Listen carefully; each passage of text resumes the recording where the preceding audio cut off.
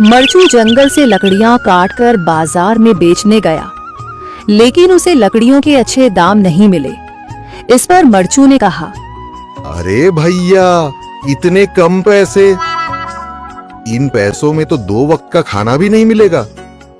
आप मुझे बहुत ही कम पैसे देते हैं।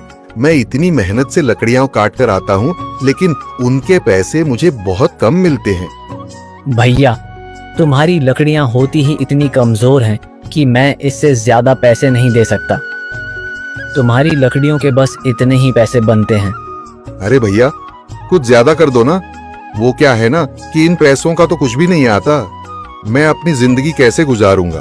भैया, तुम जाकर अच्छी लकड़ियां लाओ, तभी इन लकड़ियों का अच्छा दाम मिल पाएगा, वरना इन लकड़ियों का तो यही दाम है।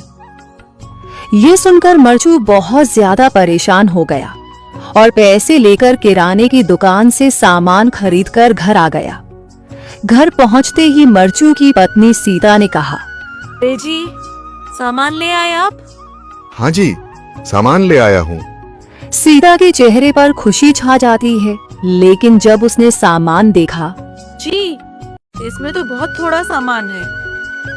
हाँ सीता, मुझे पता है कि यह सामान बहुत थोड़ा है, लेकिन मैं क्या करूं?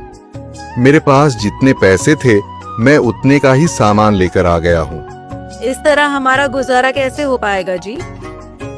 आपको तो पता ही है कि हम कितनी मुश्किलों से गुजारा करते हैं। हाँ हाँ, मुझे पता है, लेकिन मैं कर भी क्या सकता हूँ? मेरे पास इतने पैसे ही नहीं कि हम एक अच्छी जिंदगी गुजार सकें। इतनी मेहनत कर रहा हूँ, लेकिन फिर भी मेहनत का फल नहीं मिल रहा। इतनी मेहनत से अच्छी लकड़ी काट कर आता हूँ, लेकिन मुनासिब दाम नहीं मिलता। मैं तो बहुत परेशान हूँ। क्या करूँ? कहाँ जाऊँ? अरे जी, आप परेशान न हो, आप कोई और काम देख लें। मैंने कई बार काम तलाशने की कोशिश की, पर किसी ने भी मुझे काम नहीं दिया। ये सुनकर सीता भी काफी ज्यादा परेशान हो गई।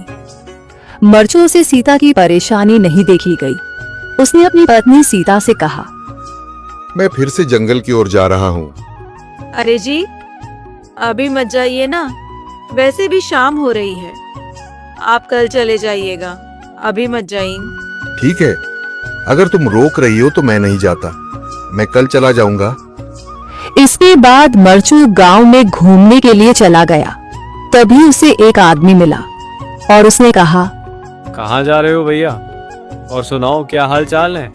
जिंदगी कैसे गुजर रही है? अरे भैया, तुम्हें तो पता है कि लकड़ियां काटकर कैसे गुजारा होता है। हाँ भैया, तुम सही कह रहे हो। और आसपास के जंगलों में अच्छी लकड़ियां भी नहीं है। इसके लिए तो जंगल के अंदर जाना पड़ेगा। पर जंगल के अंदर तो काफी सारे जंगली जानवर होंगे। मुझे बहुत डर लगता है भैया, मैं जंगल में कैसे जाऊंगा? हाँ भैया, जंगली जानवर तो होंगे, लेकिन अच्छी लकड़ियां तो वहीं से ही मिलेंगी। ये सुनकर मरचू बहुत ज्यादा परेशान हो गया, लेकिन वह आदमी बिल्कुल ठीक कह रहा था। जंगल के किनारे की सारी लकड़ियां कट चुकी थीं। अब सिर्फ जंगल के अंदर ही अच्छी लकड़ियां बची थीं। अगली सुबह मरचू लकड़ियां काटने जंगल की ओर चल पड़ा। जंगल में आने के बाद मरचू ने कहा, अरे, यहाँ पर तो लकड़ियां ही नहीं हैं। वो आदमी सही कह रहा था, लकड़ियों के लिए तो जंगल के अंदर ही जाना पड़ेगा। और जंगल के अंदर जाना क्या सही रहेगा? मुझे तो बहुत डर लग रहा है, क्योंकि वहां पर तो काफी सारे जंगली जानवर होंगे जो खतरनाक होंगे। अगर आज मैं जंगल के अंदर नहीं गया तो मैं आज घर पैसे लेकर नहीं जा सकूंगा, और फिर जब पैसे नहीं होंगे तो गुजारा कैसे होगा? मरचू जंगल के बाहर खड़ा सोचता ही रहा और फिर उसने सोचा, अरे, यहाँ पर भी कोई मजबूत पेड़ दिखाई नहीं दे रहा जिससे मैं लकड़ियां काटकर घर ले जा सकूं।